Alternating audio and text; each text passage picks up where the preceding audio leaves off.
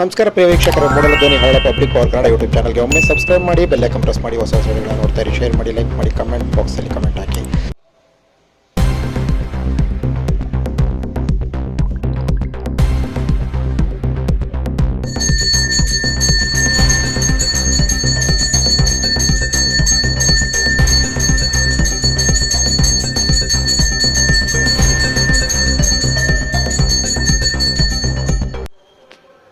ಅರ್ಚಕರು ವೈಕೆ ಮುರಳಿ, ಭೂಲಕ್ಷ್ಮೀವರ ಸ್ವಾಮಿ ದೇವಸ್ಥಾನ, ಯಳಂದೂರು, ಚಾಮರಾಜನಗರ ಜಿಲ್ಲೆ.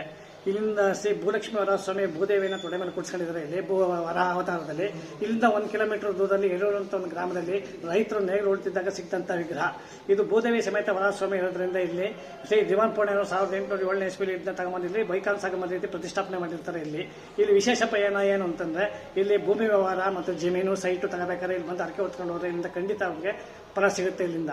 ಹಾಗೂ ಇಲ್ಲಿ ವೈಕುಂಠ ಏಕಾದಶಿ ದಿನ ಇಲ್ಲಿ ಸ್ವರ್ಗದ ಬಾಗಿಲು ಅಂತ ಇರುತ್ತೆ. ಅದನ್ನ ನಾವು ಶ್ರೀ ಬಿಳಿರಂಗ ಸ್ವಾಮಿ ಬೆಟ್ಟದಲ್ಲಿ 7:30 ಸಂಕ್ರಾಂತಿ ಹಬ್ಬದ ದಿನ ಓಪನ್ ಮಾಡ್ತಾರೆ. ಅದೇ ದಿನ ಇಲ್ಲೂ ಸಂಪ್ರದಾಯ ಬಿಳಿರಂಗ ಸ್ವಾಮಿ ಸಂಪ್ರದಾಯದಂತೆ ಇಲ್ಲೂ ಅಲ್ಲಿ ಏಕಾದಶಿ ದಿನ ಪೂಜೆ ಪುನಸ್ಕಾರಗಳೆಲ್ಲ ಇರುತ್ತೆ.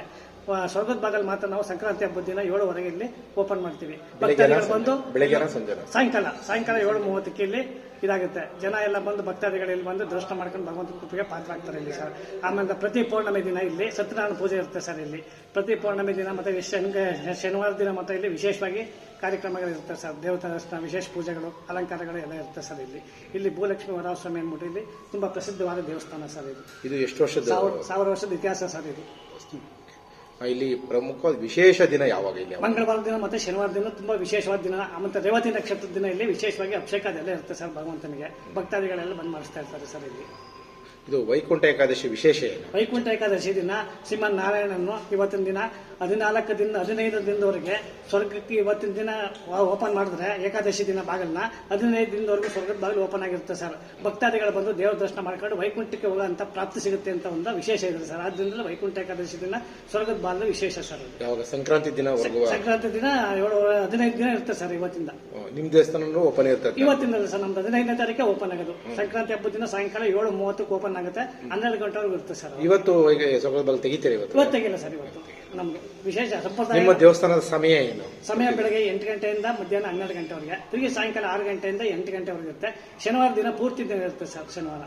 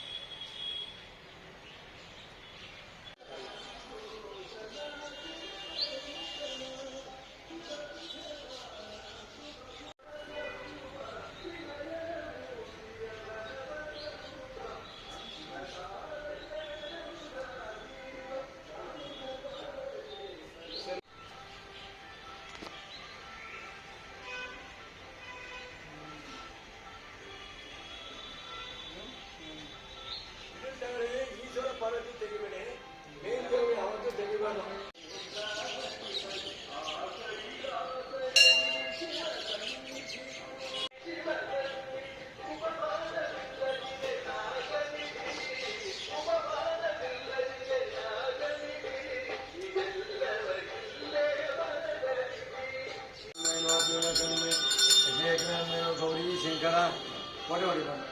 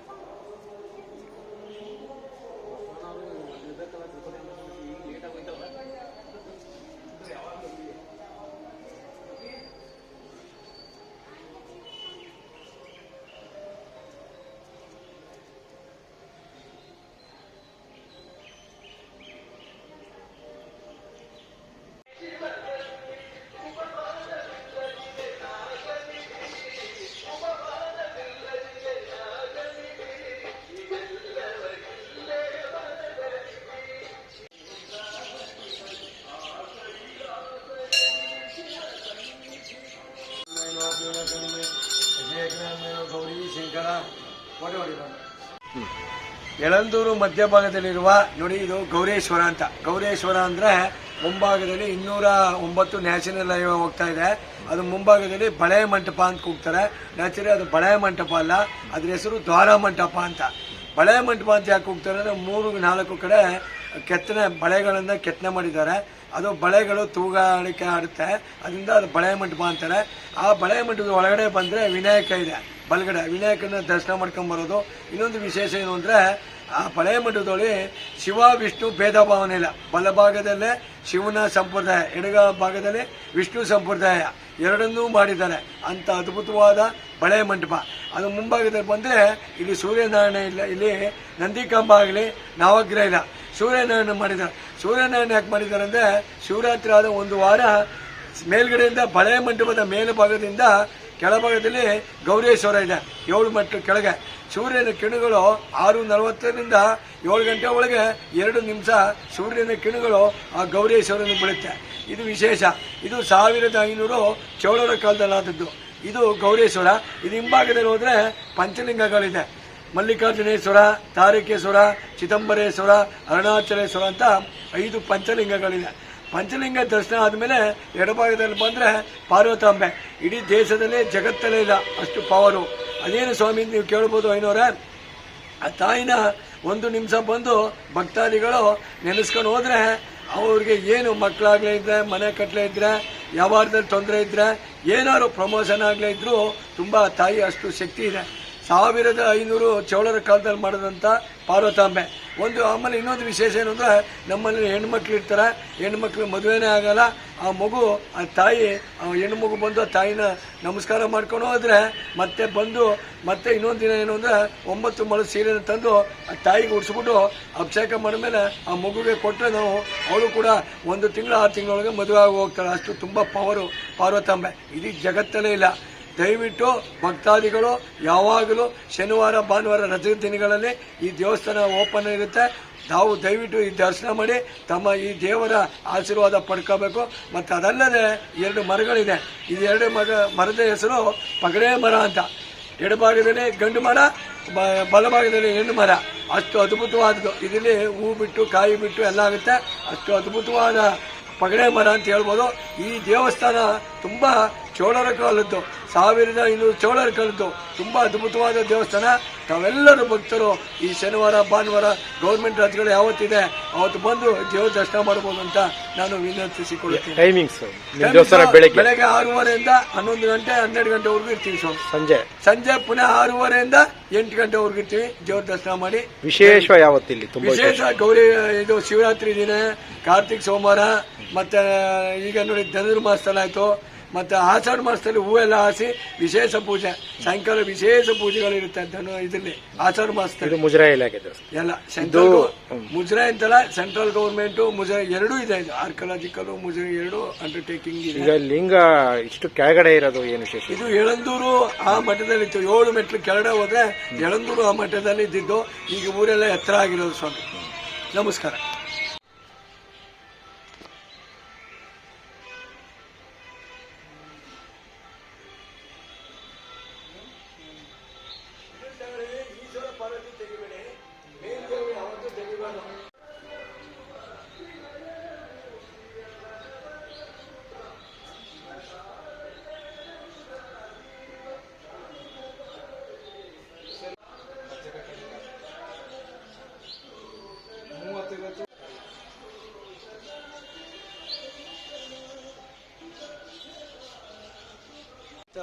ಯಳಂದೂರು ಚರಿತ್ರೆ ಬಗ್ಗೆ, ಈಗ ದೇವಸ್ಥಾನ ಬಗ್ಗೆ ಎಲ್ಲ ಹೇಳಿದೆ. ಇನ್ನೊಂದು ವಿಶೇಷ ಏನು ಅಂದರೆ, ಸ್ವಾಮಿ ಜೀವನ್ ಪೂರ್ಣೇನವರ ಬಂಡಿ ಇದೆ ನೋಡಿ ಹಿಂಭಾಗದ ದೇವಸ್ಥಾನ ಹಿಂಭಾಗ.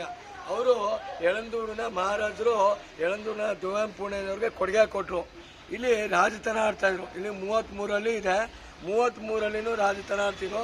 ಈ ಯಳಂದೂರು ತಾಲೂಕಿಗೆ 33 ಒಂದೊಂದು ಕೆರೆ ಅಂತ ಮಾಡಿದ್ದಾರೆ. ಆ ಕೆರೆಯಲ್ಲಿ ಶೇಖರಣೆ ಏನು ಅಂದರೆ, ಮಳೆ ಬಿದ್ದಾಗ ನೀರು ಶೇಖರಣೆ ಆಗುತ್ತೆ ಅಂತ ಅದ್ಭುತವಾದ ಇಂಜಿನಿಯರು ಜೀವನ್ ಪೂರ್ಣೇನವರು ಮಾಡಿದ್ದಾರೆ. ತುಂಬ ಇಲ್ಲಿ ಯಾವತ್ತೂ ಕೂಡ ಯಳಂದೂರು ಹಸಿರುವಾಗಿ ಕೂಡಿದೆ. ರಂಗನಾಥ ಬಿಳಿಗಿರಂಗ ಸ್ವಾಮಿನ ಆಶೀರ್ವಾದ ಇದೆ, ಯಳಂದೂರು ಗೌರೇಶ್ವರನ ಆಶೀರ್ವಾದ ಇದೆ, ವರಹರ ಸ್ವಾಮಿ ದೇವಸ್ಥಾನ ಇದೆ, ಮತ್ತು ಹಿಂಭಾಗದಲ್ಲಿ ಮಾರಮ್ಮನ ದೇವಸ್ಥಾನ ಇದೆ. ಎಲ್ಲ ಕಡೆನೂ ಇದೆ ನೋಡಿ. ಸರಕ್ಸರಿ ಗದ್ದಿಗೆ ಇದೆ, ತುಂಬ ಶ್ರೇಷ್ಠವಾದ ದೇವಸ್ಥಾನಗಳಿವೆ, ಭಕ್ತಾದಿಗಳಿಗೆ ತುಂಬ ಆಶೀರ್ವಾದ ಸ್ಥಳ ಇದು.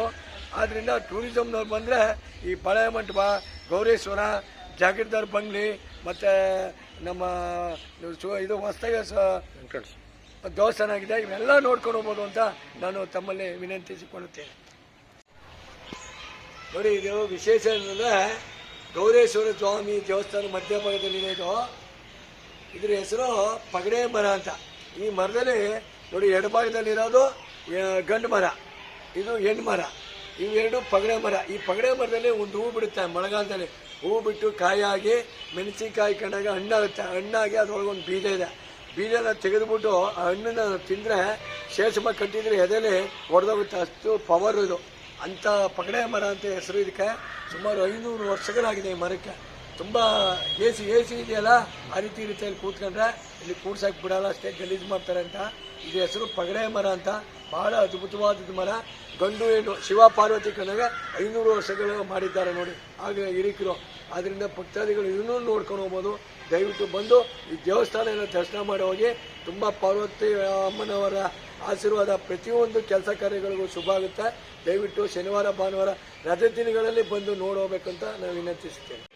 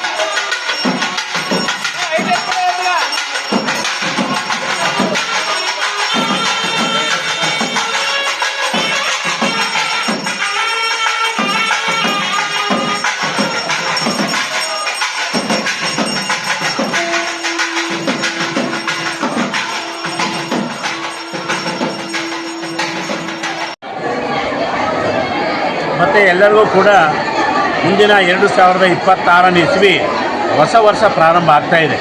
ಹಾಗೂ ಹೊಸ ವರ್ಷದಲ್ಲಿ ಸಂಕ್ರಾಂತಿ ಹಬ್ಬ ಕೂಡ ಒಂದು ವಿಶೇಷ. ಇದು ರೈತರಿಗೆ ಒಂದು ಶುಭ ಸಂಕೇತ ಆಗಿರ್ತಕ್ಕಂಥ ಒಂದು ಹಬ್ಬ ಆಗಿದೆ. ಹಾಗಾಗಿ ಆ ವೈಕುಂಠ ಏಕಾದಶಿಯ ನೆನಪಿನಲ್ಲೇ ಹೊಸ ವರ್ಷ ಪ್ರಾರಂಭ ಆಗ್ತಾ ಇದೆ. ಸಂಕ್ರಾಂತಿಯ ದಿವಸ ಬೆಳಿಗರಂಗಪ್ಪನ ಸನ್ನಿಧಿಯಲ್ಲಿ ಒಂದು ಚಿಕ್ಕ ರಥೋತ್ಸವ ಕೂಡ ಇದೆ. ಹಾಗಾಗಿ ಸ್ವಾಮಿಯ ಬೆಳಿಗರಂಗಪ್ಪನ ಸನ್ನಿಧಿಯಲ್ಲಿ ಅವತ್ತು ಕೂಡ ಭಕ್ತಾದಿಗಳಿಗೆ ಒಳ್ಳೆಯದಾಗಲಿ ಅಂತೇಳಿ ಉತ್ತರ ದಿಕ್ಕಿನಲ್ಲಿ ಭಗವಂತ ಎಲ್ಲರಿಗೂ ದರ್ಶನ ಕೊಡುವಂಥ ಒಂದು ಕಾರ್ಯವನ್ನು ಕೂಡ ಮಾಡಿದ್ದಾರೆ. ಹಾಗಾಗಿ ಮತ್ತೊಮ್ಮೆ ಸಂಕ್ರಾಂತಿ ಹಾಗೂ ಹೊಸ ವರ್ಷದ ಶುಭಕಾಮನೆಗಳೊಂದಿಗೆ ಸರ್ವರಿಗೂ ಕೂಡ ಒಳ್ಳೆಯದಾಗಲಿ ಅಂತೇಳಿ ಸರ್ವರಿಗೂ ಶುಭಕಾಮನೆಗಳು. ನಮಸ್ಕಾರ ಸರ್. ನಮಸ್ಕಾರ. ನಮಸ್ಕಾರ ಎಲ್ಲರಿಗೂ. ಇವತ್ತು ವಿಶ್ವದಲ್ಲೇ ಶ್ರೀಮದ್ ನಾರಾಯಣನ ಸ್ಮರಣೆ ಮಾಡ್ತಿರ್ತಕ್ಕಂಥ ಒಂದು ಶುಭ ದಿವಸ. ಇವತ್ತು ವಿಶೇಷವಾಗಿ ವೈಕುಂಠ ಏಕಾದಶಿ ಅಂತೇಳಿ ಇಡೀ ವಿಶ್ವದಲ್ಲೇ ಶ್ರೀಮನ್ ನಾರಾಯಣನ ವೆಂಕಟೇಶ್ವರನನ್ನು ಸ್ಮರಣೆ ಮಾಡಿಕೊಂಡು ಎಲ್ಲ ಭಕ್ತಾದಿಗಳು ಕೂಡ ಇವತ್ತು ನಮಗೆಲ್ಲರಿಗೂ ಕೂಡ ಒಳ್ಳೆಯದನ್ನು ಉಂಟು ಮಾಡು ಭಗವಂತ, ಎಲ್ಲರನ್ನು ಸರ್ವರನ್ನು ರಕ್ಷಿಸು ಭಗವಂತ ಅಂತೇಳಿ ನಮ್ಮೆಲ್ಲ ಇಡೀ ದೇಶದ ಜನ ಇವತ್ತು ವೈಕುಂಠ ಏಕಾದಶಿಯ ಈ ಹಬ್ಬದ ಸಂಭ್ರಮದಿಂದ ಸಡಗರದಿಂದ ಹಬ್ಬವನ್ನು ಆಚರಣೆ ಮಾಡ್ತಾ ಇದ್ದಾರೆ. ವಿಶೇಷವಾಗಿ ಇವತ್ತು ಯಳಂದೂರು ಪಟ್ಟಣದಲ್ಲಿ ತಿರುಮಲ ಮಿನಿ ತಿರುಮಲ ಅಂತೇಳಿ ವಿಶೇಷವಾಗಿ ಪ್ರಸಿದ್ಧಿಯಾಗಿರ್ತಕ್ಕಂಥ ಈ ಕ್ಷೇತ್ರ, ಇದು ಬೆಳಿಗ್ಗೆ ರಂಗನಪ್ಪನ ಸನ್ನಿಧಿಯಲ್ಲಿ ಕ್ಷೇತ್ರದಕ್ಕೆ ಹತ್ತಿರವಾಗಿರ್ತಕ್ಕಂಥದ್ದು.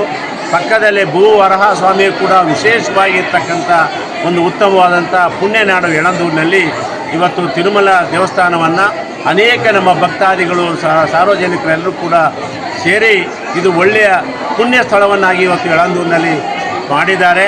ಹಾಗಾಗಿ ಆ ಪುಣ್ಯ ಸ್ಥಳವನ್ನು ಮಾಡಿದಂಥ ಎಲ್ಲ ಮಾನ್ಯರಿಗೂ ಭಕ್ತಾದಿಗಳಿಗೆ ನಾನು ಧನ್ಯವಾದಗಳನ್ನು ನಮಸ್ಕಾರಗಳನ್ನು ತಿಳಿಸುತ್ತಾ, ಇವತ್ತು ಈ ವೈಕುಂಠ ಏಕಾದಶಿಯ ದಿವಸ ಭಗವಂತ ಇಡೀ ದೇಶಕ್ಕೆ ಇಡೀ ಪ್ರಪಂಚಕ್ಕೆ ಸರ್ವರನ್ನು ಕೂಡ ಒಳ್ಳೆಯದಾಗ್ತಕ್ಕಂಥ ಮಾಡುವಂಥ ಕಾರ್ಯದಲ್ಲಿ ಭಗವಂತ ಎಲ್ಲರಿಗೂ ಆಶೀರ್ವಾದವನ್ನು ಮಾಡಲಿ, ಯಶಸ್ಸು ಮಾಡಲಿ.